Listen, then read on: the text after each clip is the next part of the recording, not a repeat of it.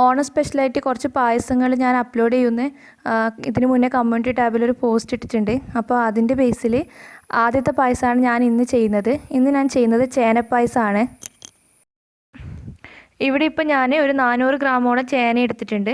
ഈ ചേന നമുക്ക് വേവിച്ചെടുക്കണം. അതിന് വേണ്ടിയിട്ട് ഇതൊന്ന് ക്ലീൻ ചെയ്തെടുക്കണം.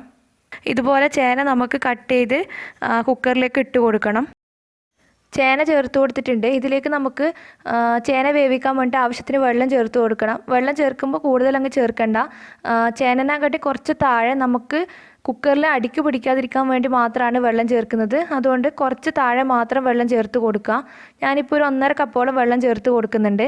ഇനി കുക്കർ അടച്ച് വെച്ചിട്ട് 4 വിസിൽ വരുന്നവരെ വെയിറ്റ് ചെയ്യണം. ചേന അത്യാവശ്യം നന്നായി വെന്ത് കിട്ടണം.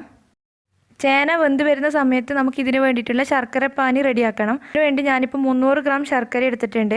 250 ഗ്രാം മുതൽ 300 ഗ്രാം വരെ എടുക്കാം. ഇത് അത്യാവശ്യം നല്ല മധുരം ഉണ്ടാവും.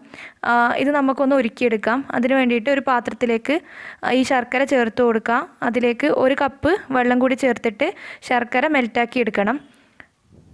ശർക്കരപ്പാനി റെഡിയായതിന് ശേഷം അരിച്ചിട്ടാണ് നമ്മളിത് പായസത്തിലേക്ക് ചേർത്ത് കൊടുക്കുന്നത്. നമ്മുടെ ചേന നന്നായിട്ട് വെന്ത് കിട്ടിയിട്ടുണ്ട്. നമുക്കിതൊരു മിക്സിയുടെ ജാറിലേക്ക് മാറ്റി കൊടുക്കാം. ഇത് 2 ബാച്ചായിട്ട് ഒന്ന് അരച്ചെടുക്കണം. ചേന കടിക്കാനൊന്നും കിട്ടാൻ പാടില്ല.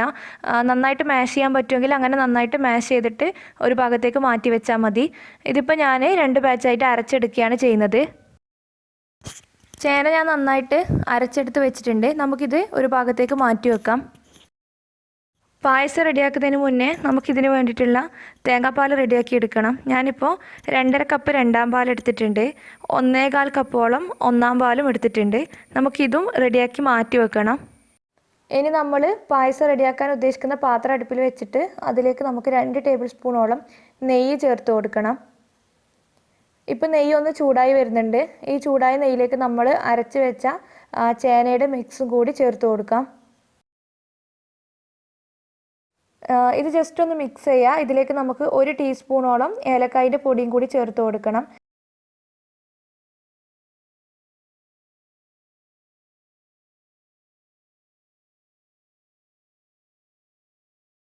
ഇതൊന്ന് നന്നായിട്ടൊന്ന് മിക്സ് ചെയ്യുക.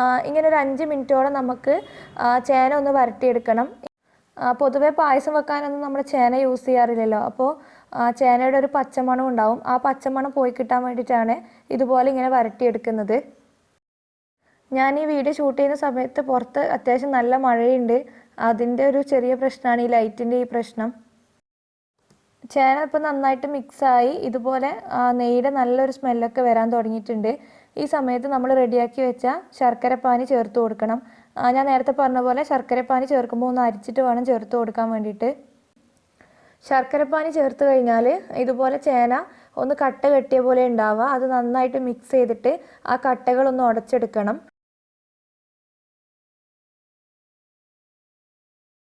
ഇപ്പം നമ്മുടെ പായസത്തിലുള്ള ആ കട്ടകളൊക്കെ നന്നായിട്ട് ഉടച്ചെടുത്തിട്ടുണ്ട്. ഇതിലേക്ക് നമുക്കൊരു 1/4 ടീസ്പൂണോളം ജീരകപ്പൊടി ചേർത്ത് കൊടുക്കണം.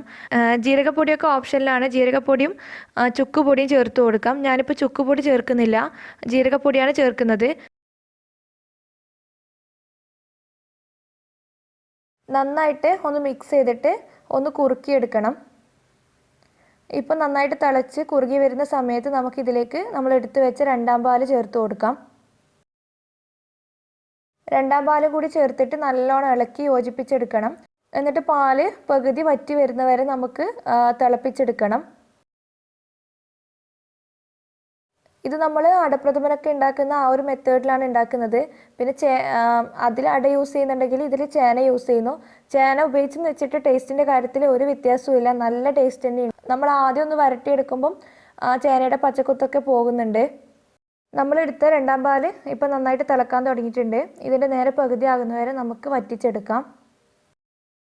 ഇതിപ്പോൾ അത്യാവശ്യം നന്നായിട്ട് കുറുകി വന്നിട്ടുണ്ട്. ഇനി നമുക്കിതിലേക്ക് നമ്മളെടുത്ത് വെച്ച ഒന്നാം പാല് ചേർത്ത് കൊടുക്കാം.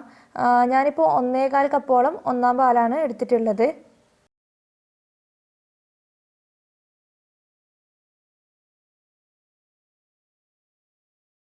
ഒന്നാം പാലും കൂടി ചേർത്തിട്ട് ഒന്ന് മിക്സ് ചെയ്യുക. കൂടുതൽ അങ്ങ് വറ്റിച്ചെടുക്കണ്ട.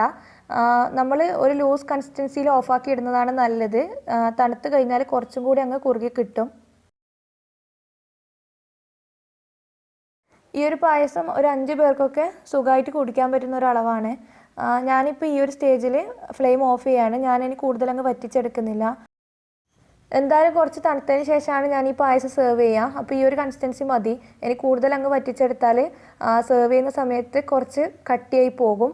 ഇതിലേക്ക് നമുക്കിനി തേങ്ങാക്കൊത്തും അണ്ടിപ്പരിപ്പും മുന്തിരിയൊക്കെ വറുത്തിടാം. ഞാൻ നെയ്യിലാണ് തേങ്ങാക്കൊത്തൊക്കെ വറുത്തിടുന്നത്. ഞാനിപ്പോൾ 2 ടേബിൾ സ്പൂൺ നെയ്യ് ചൂടാക്കിയിട്ടുണ്ട്. ഇതിലേക്ക് കുറച്ച് തേങ്ങാക്കൊത്ത് ചേർത്ത് കൊടുക്കാം. എന്നിട്ട് വറുത്തിട്ട് നമ്മുടെ പായസത്തിലേക്ക് ചേർത്ത് കൊടുക്കണം. ഒരു ലൈറ്റ് ബ്രൗൺ കളർ ആവുന്ന വരെ വറുത്ത് കോരണം. ഇതിലേക്ക് നമുക്ക് ഒരു പിടി അണ്ടിപ്പരിപ്പും കൂടി ഇട്ടിട്ട് ഒന്ന് വറുത്ത് കോരാം.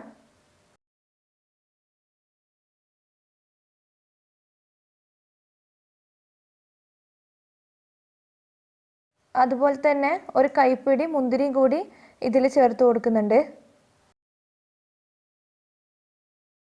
ഇനി നമുക്ക് പായസത്തിലേക്ക് നമ്മൾ വറുത്ത് വെച്ച ഐറ്റംസൊക്കെ ചേർത്ത് കൊടുക്കാം. ഒന്ന് മിക്സ് ചെയ്തതിന് ശേഷം സെർവ് ചെയ്യാം. ഇത്രയേ ഉള്ളൂ നമ്മുടെ ചേനപ്പായസം. വളരെ ഈസിയാണ്, അതുപോലെ നല്ല ടേസ്റ്റുമാണ്. ഇതുവരെ ഈ ഒരു പായസം ട്രൈ ചെയ്യാത്തവർ എന്തായാലും ട്രൈ ചെയ്തിട്ട് ഫീഡ്ബാക്ക് പറയണം. അതുപോലെ വീഡിയോ ഇഷ്ടപ്പെട്ടാൽ ലൈക്ക് ചെയ്യാനും ഷെയർ ചെയ്യാനും, സബ്സ്ക്രൈബ് ചെയ്യാത്തവരാണെങ്കിൽ ഒന്ന് സബ്സ്ക്രൈബ് ചെയ്യാനും മറക്കരുത്. Thank you.